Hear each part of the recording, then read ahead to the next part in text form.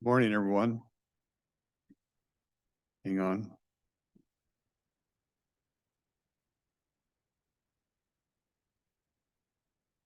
There, no echo. Welcome to the Monday meeting of the BOCC. We'll just head right down the list. HR.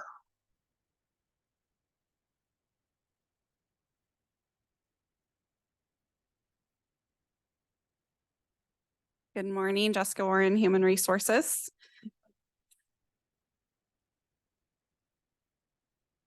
First item I have comes from the prosecuting attorney. He is requesting a 2-week overlap of his chief deputy position. He's retiring, but he'd like him to stay on for special assignment for 2 weeks.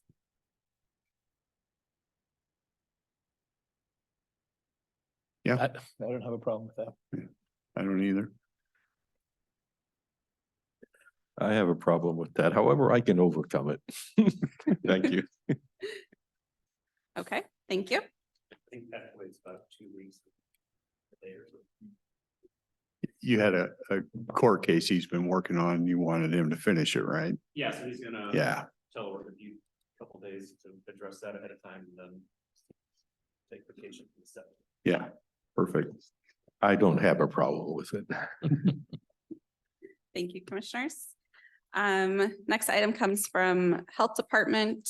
They're requesting to fill the environmental health manager who has recently left the county. And I believe Gina might be on. Do you have any questions for her?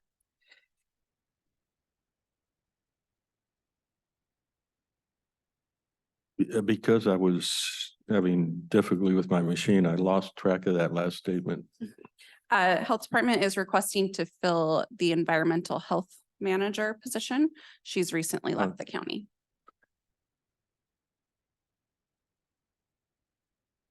Season. That's what I'm still shocked. Well, the answer is yes for me, but Yeah. Okay. Unless Gina wants to just continue it, then that's fine with us too. Right. maybe Gina Yeah. wants to debrief us on some important issues there. I'm in agreement with the board. We would like to refill the position. All right. We should make a note of that then. Yeah. Thank you, commissioners. you. That is all I have outside of an executive session for the end for performance of a public employee. Okay, Thank thank you. Risk management.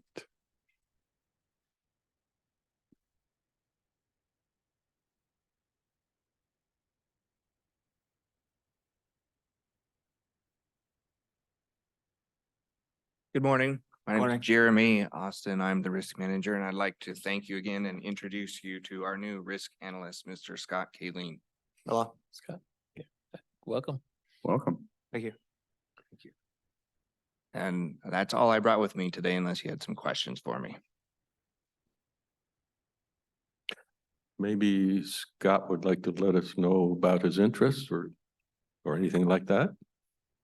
But you don't have to. This is kind of it. Don't mean to put you on the spot, at least not completely.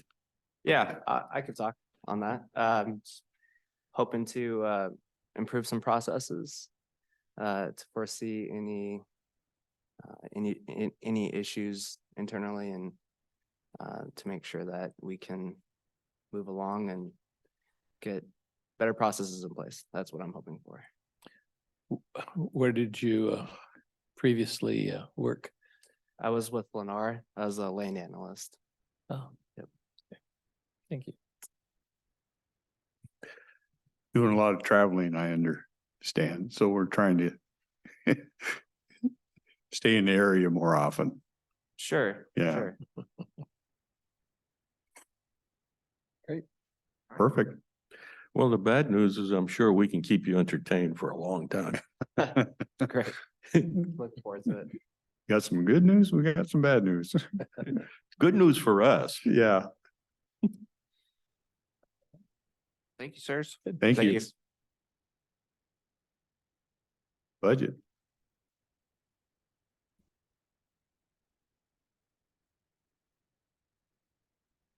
Good morning.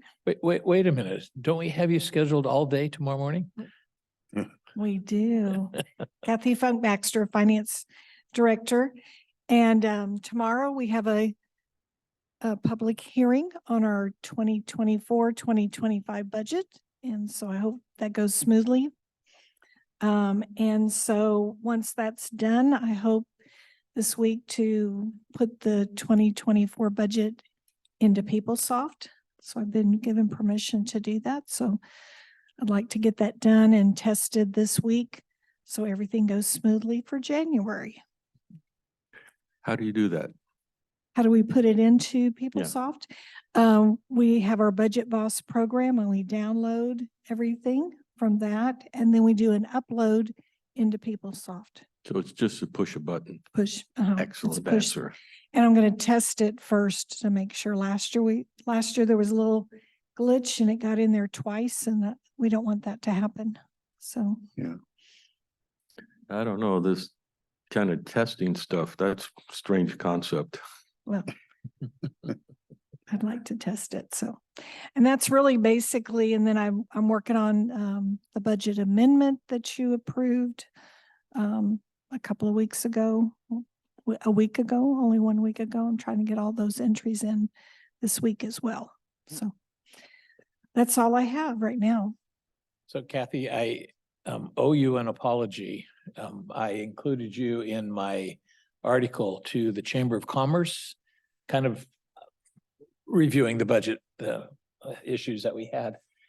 And I neglected to spell your last name correctly. I have you as Fund Baxter. Oh. So if you come across that or if anybody asks, there's one letter off. Sorry. That's fine. Seems like an appropriate mistake considering everything, doesn't it? Yeah, governmental funds. Yeah.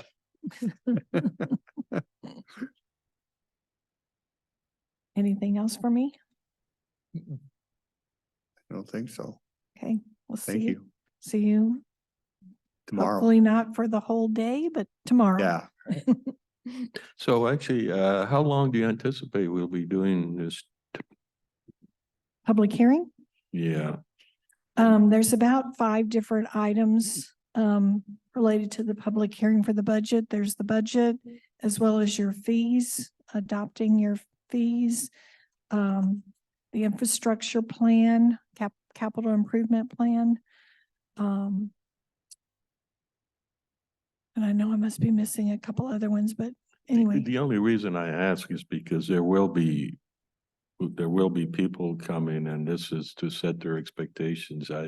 It could be very long or it could be long. I'll be Yeah. ready. But it's a time when the citizens should come. Yeah. And speak. I think, we've had a lot of different Workshops. leading up. workshops and stuff, and I think we're pretty well hammered out up on this end, but Commissioner Mortensen's right. There could be public participation. We never know how much that is. I'll be ready. So from a procedure standpoint, we've had all these public workshops and we've really beaten it to death. So this should be more like a presentation, but just suppose something comes up that says we want to change a line item. Is that something we could do right then and there? I would assume so long as your resolution says Allowed that, to. but Yeah.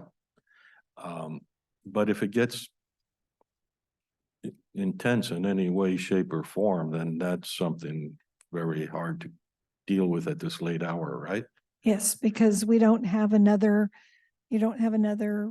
commissioners meeting the following week. And we must have an adopted budget before January 1. So as a process, we probably are going to have to adopt the budget and expect if we really think something needs to be changed, then it'll be a budget amendment.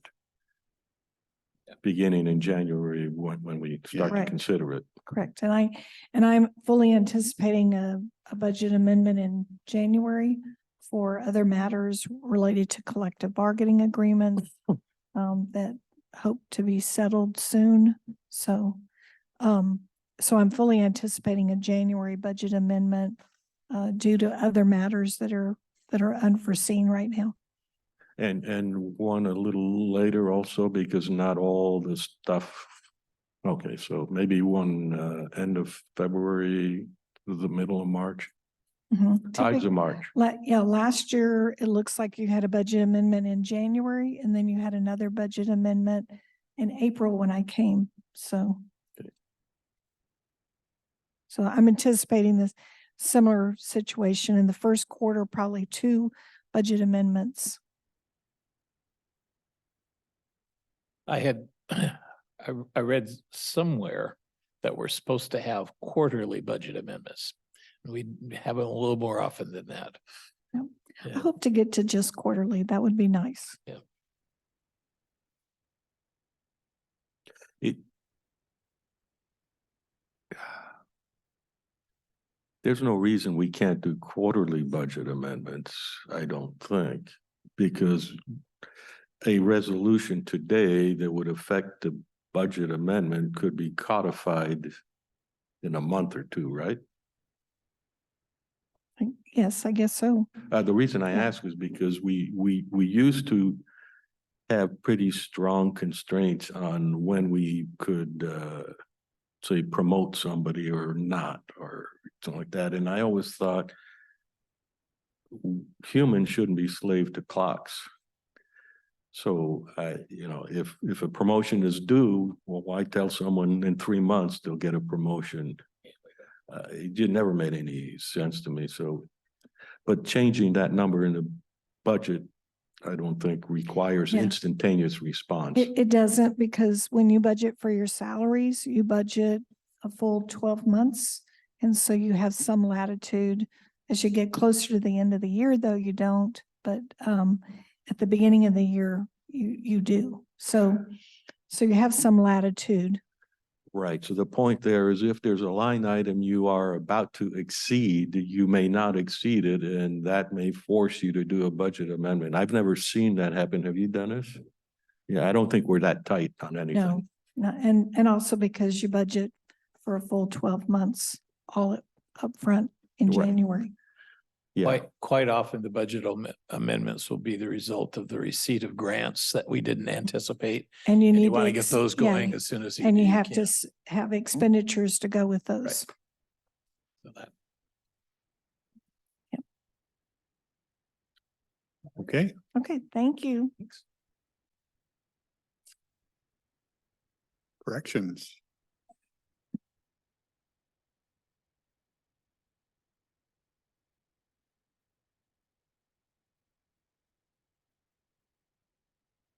Good morning, Marin Fox, Director of Corrections.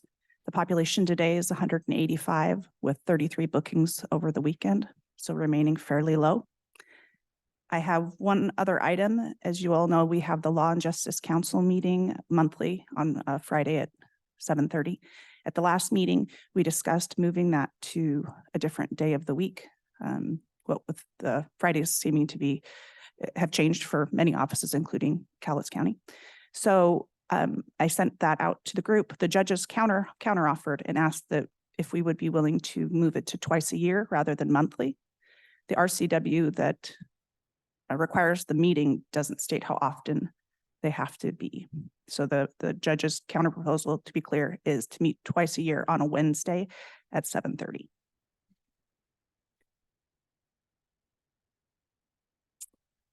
So the key purpose for those councils is to let law enforcement find out about the prisoners being released that are not from our county. That's one of the specific reasons in the RCW. The RCW also talks about collaboration and projects, but I've been going to this meeting for a very, very long time. And it's just typically a round table. Yeah. Which has some value, but maybe not needing to be done monthly.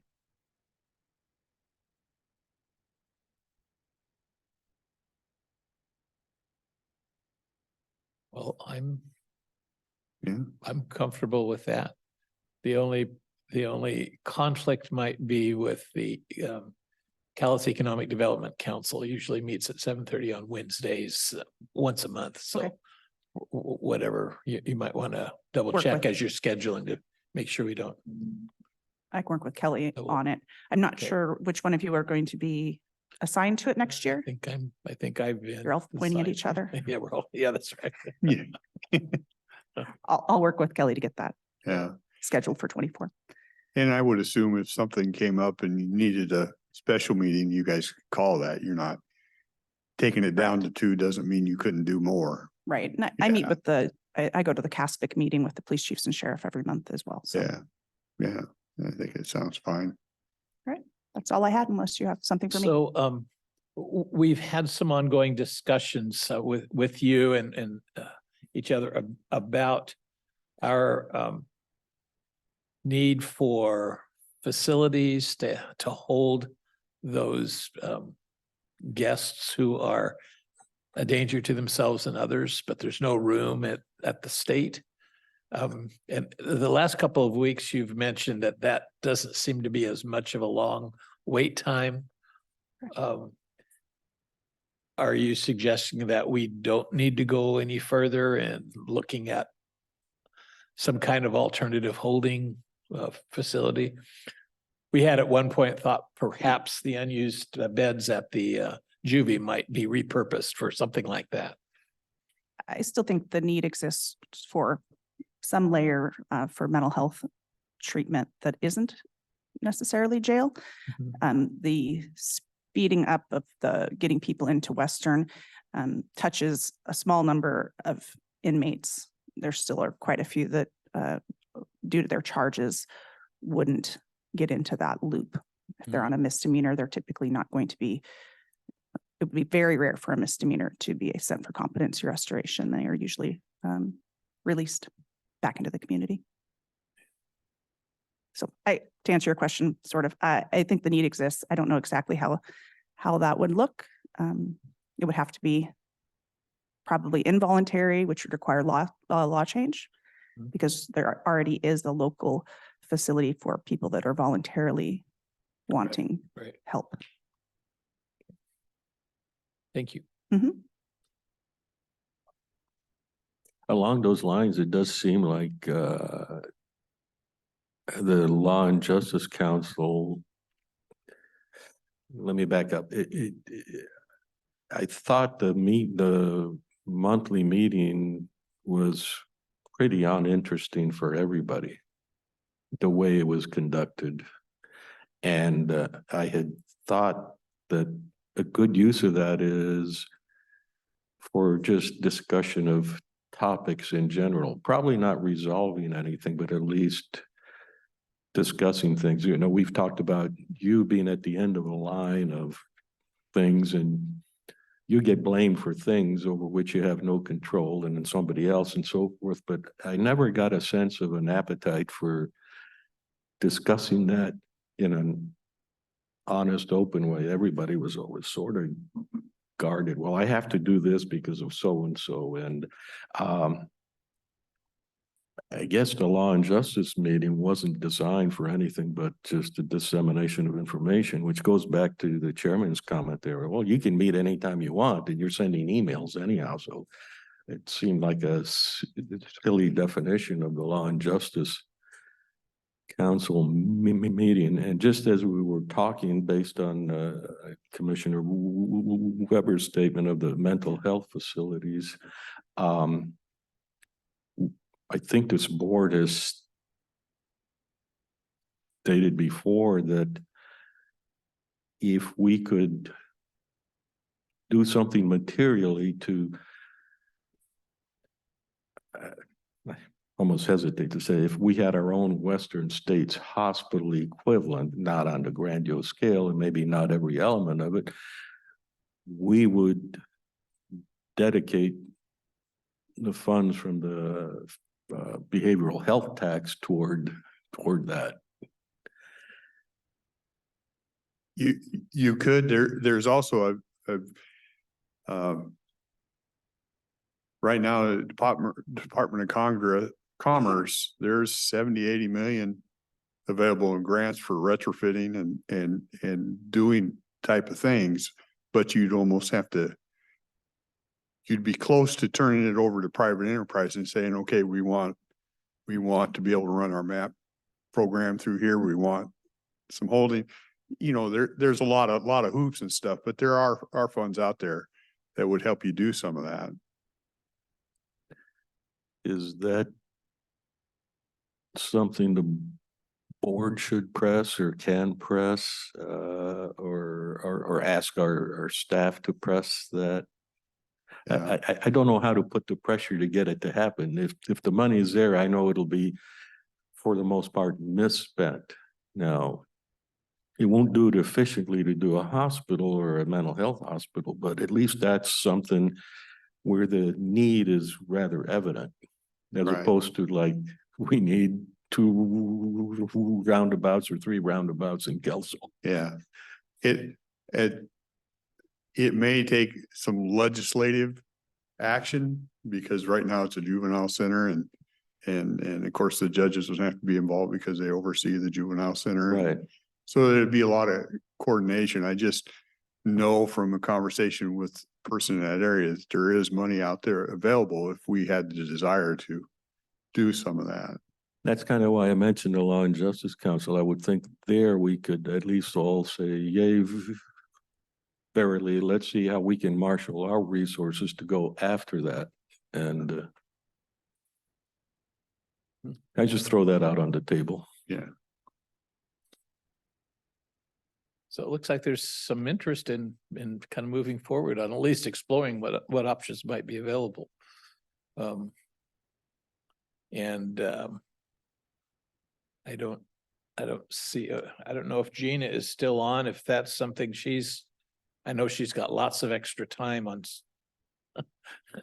But somebody needs to be assigned to kind of get the answers like you were suggesting. And if I'm sure that $78 million is for capital, not ongoing, but the ongoing support could come from that mental health tax if that's a desire. That's always a possibility. The best possibility is private enterprise runs it and funds the operation of it. We supply the building. That would be a good thing, but I can't imagine in our world today that anything in health is private anymore. Yeah, I'm not saying it'd be easy, it'd be difficult. I'm just, me, I'm gonna try and keep out of the taxpayer's wallet if I can. True. Our previous medical provider was for a time operating a arm of Western State Hospital in a restoration center in Yakima. So contracted, the state contracted that facility out to WellPath at the time, but I don't think it's in operation anymore. Are we in good communication with that outfit? With WellPath or The one, the medical company? the previous medical that did the extension. Sure.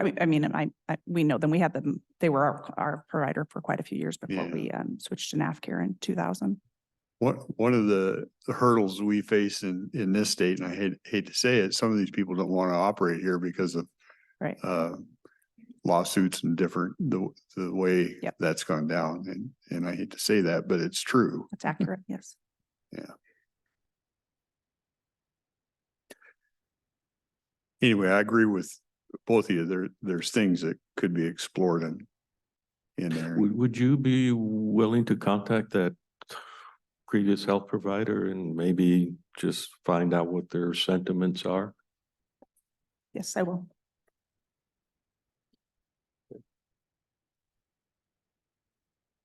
All right. Thank you. All right. Thanks, Marin. IT.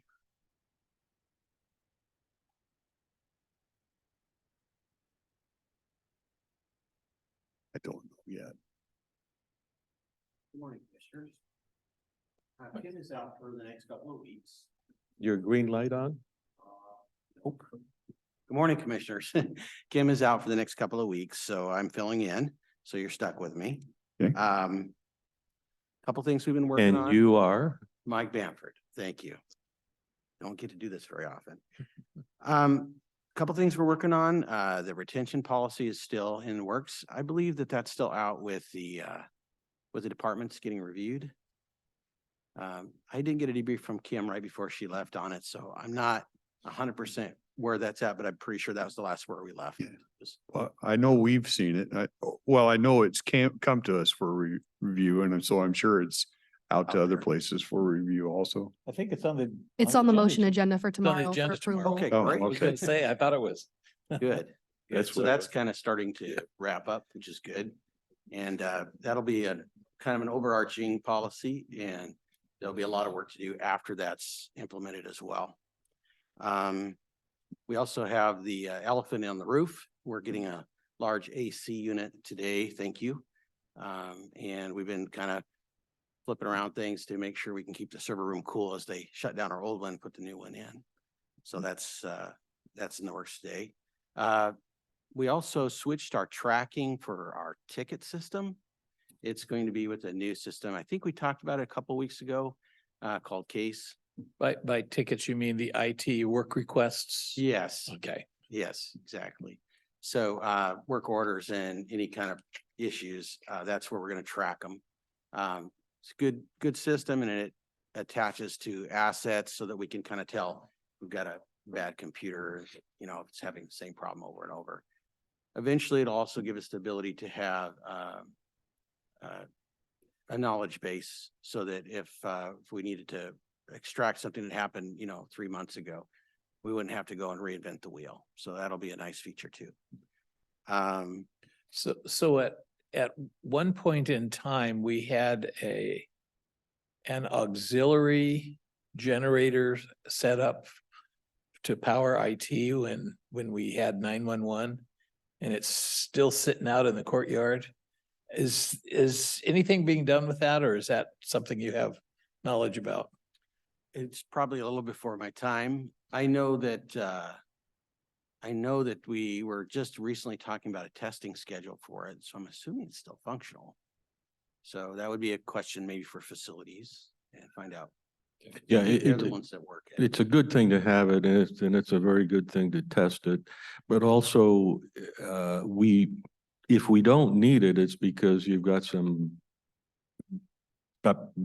battery UPSs that keep our servers up until they can intelligently and safely shut down. What we don't want is a loss of power without any planning, because bad things happen. Bad things happen. Mm.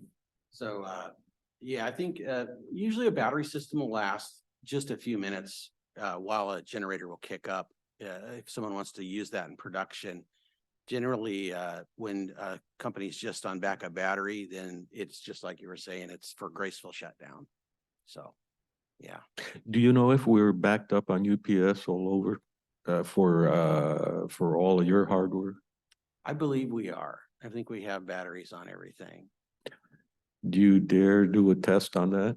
No, not perfectly, but we have had discussions about it because I think there's a unit over in the hall that's there's some contention about that unit.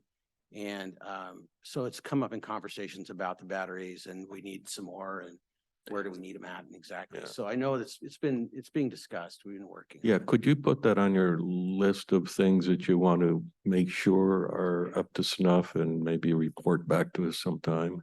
Sure. Yeah, I'll check in on that. Phone system rollout, we're kind of wrapping up the back end stuff. I think everybody's on the new system. We have some programming that's still being done on sidecars and things like that for the busy light. They're working through that. I think last I checked, we were like 70% done and cruising through those. So. Do they have anything to deal with Commissioner Weber's problem with the phone system? He's got 5,383 unanswered voicemail messages. 5,283. You do? Yeah, We have a large delete button.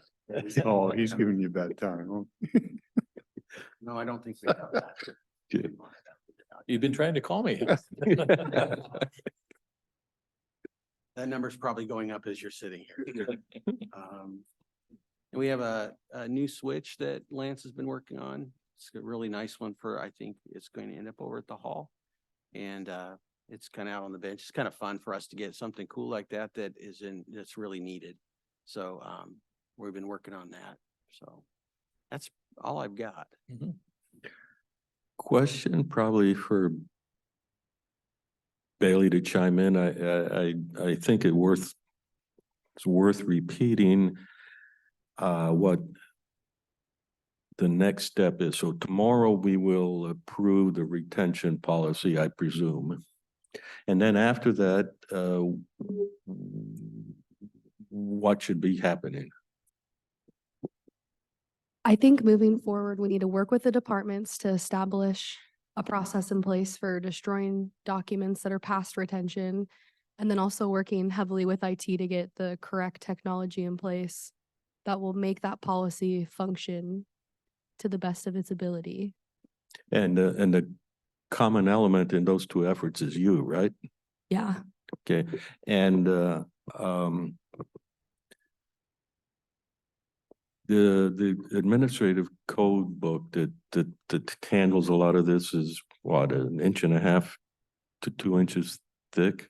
Are you talking about the retention schedule themselves? Right. Yeah, they're very Details. thick. So everything the departments do has to be compliant with that. Mm-hmm. But it doesn't mean that you have to use what's that number, 5,803 messages or something like that. No, they divide the data options that you have out there into too fine a detail. And I think for each department, life would be simpler if they decided to get the basic types of data down to a manageable 3 to 5 or something like that.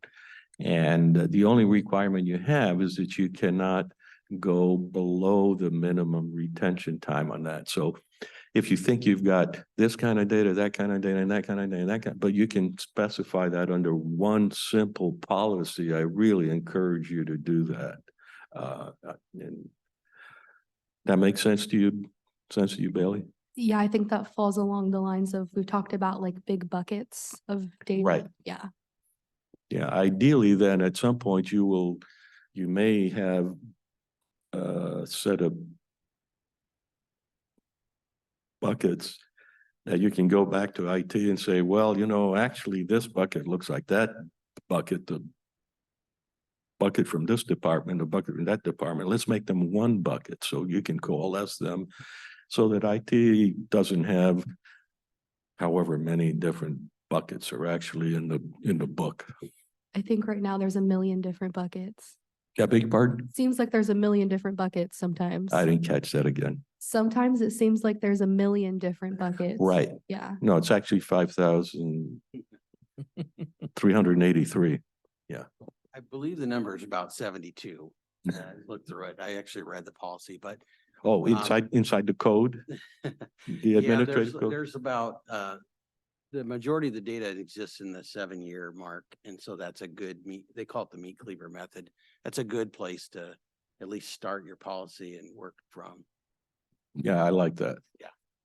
Good way to do it. Something practical is what we're talking about. And then we can always get better and more refined as time goes on. Yeah, That's a if good there's start. something to gain by doing so, but just to pay the price up front for no gain doesn't make sense. Right. Exactly. Commissioner Mortensen, that means that the original documents from your first year can start being destroyed, right? Ooh, 7 years? I like that. Yeah. Anything else? No, thank you, Mike. Great, thanks. Miscellaneous, yeah, come on.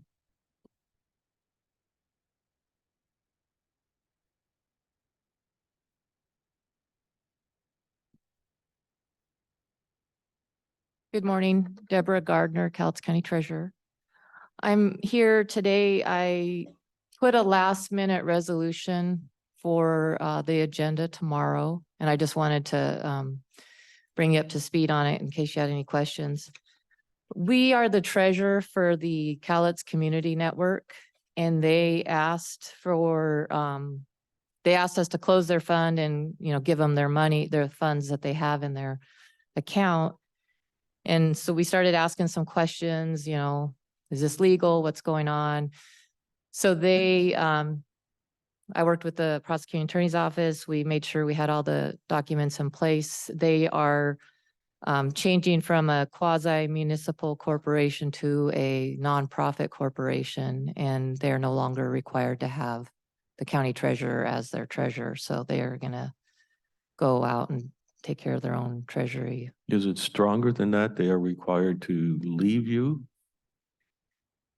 I mean, you don't provide service for non-governmental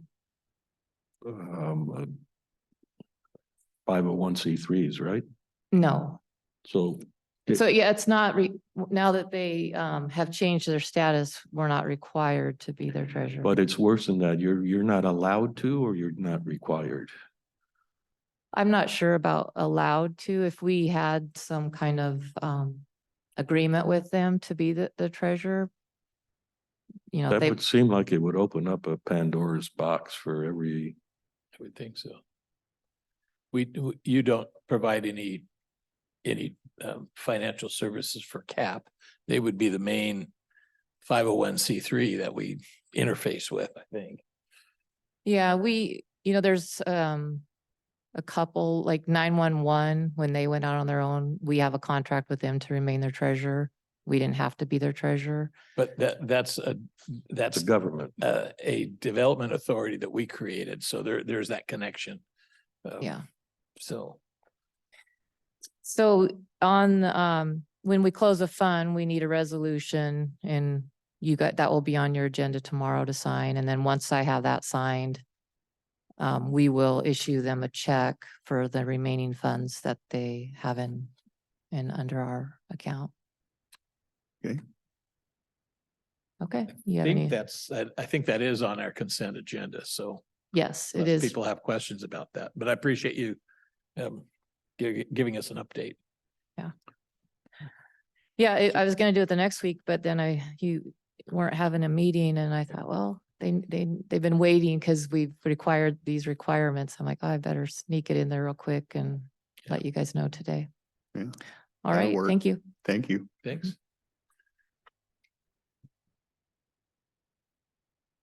Any other miscellaneous? I know we have an executive session, but cover any last miscellaneous before we do that? Okay, Jessica, how long do you think for we're going in performance of a You said an hour, 10? Oh, 10. Oh, performance of a public employee, 10 minutes, executive session? Okay, we'll do that. Okay, we're back from executive session. No decisions were made. Jessica. Hello again, Jessica Warren, Human Resources. Back in April, we had restructured our attorneys in both Office of Public Defense and Prosecuting Attorney's Office to 6 steps with 5% increases between each steps. At the time, we did not change the salary structure of our Director of Office of Public Defense, and we are requesting to make the change so his structure is the same as the other attorneys with 5% increases and 6 total steps, placing him at step 2, and then he would receive a step increase on his normal step anniversary date of March 1st, 2024 to step 3.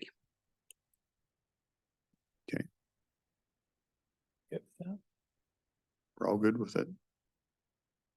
Do you need a motion on it, or you just head nod as work for you? Head nods are fine. Okay. Okay, thank you, Commissioners. thanks. Any other miscellaneous before we adjourn the 10 o'clock meeting? I see none. We will adjourn to 10 o'clock.